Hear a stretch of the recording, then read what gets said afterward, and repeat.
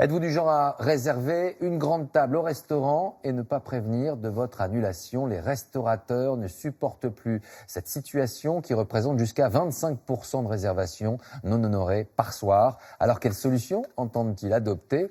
En Grande-Bretagne, c'est une empreinte de carte bleue que l'on vous réclame désormais. Autre solution, tout simplement, ne plus prendre de réservation du tout. Enquête signée Olivier Feignet avec Chloé Cormery. Les verres sont disposés, les couverts parfaitement alignés, la table réservée est fin prête. Et pourtant, de toute la soirée, elle reste désespérément vide.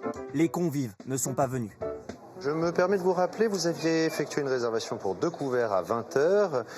Étant donné qu'il est 20h15, je voulais confirmer votre venue. Ces personnes qui n'honorent pas leur réservation, ce sont les no-shows, la bête noire des restaurateurs.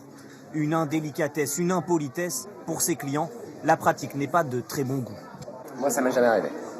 Jamais j'oserais faire un truc pareil. Ça ne passe pas dans la tête. Moi, j'appelle ça de l'acheter sans nom. Les clients absents sont devenus le quotidien de ce restaurant ouvert depuis 6 mois. Par exemple, sur le service de la veille. 4 à 20h, 2 à 21h, 2 à 21h, 4 à 21h. 4 à 21h. Ouais. Et c'est non seulement une perte de chiffre d'affaires, mais une perte au niveau de l'ambiance, des produits perdus en cuisine. Et la palme revient à la soirée du 11 janvier dernier. Sur les 40 couverts que peut accueillir la brasserie, la quasi-totalité des réservations n'ont pas été honorées.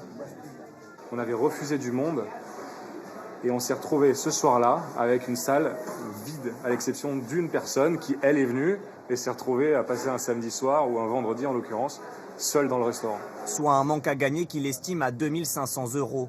Alors le restaurateur a mis en place l'empreinte bancaire. Il prélevait une certaine somme en cas de faux bon.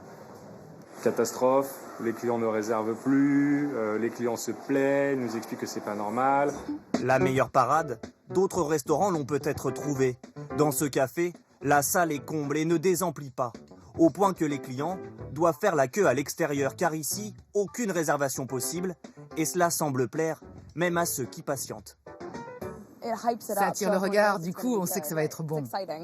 L'avantage c'est qu'on fait la queue, donc on est sûr à la fin d'avoir une table et pas de faire de réservation. Ça vaut le coup de faire la queue 5-10 minutes, mais pas beaucoup plus, quoi.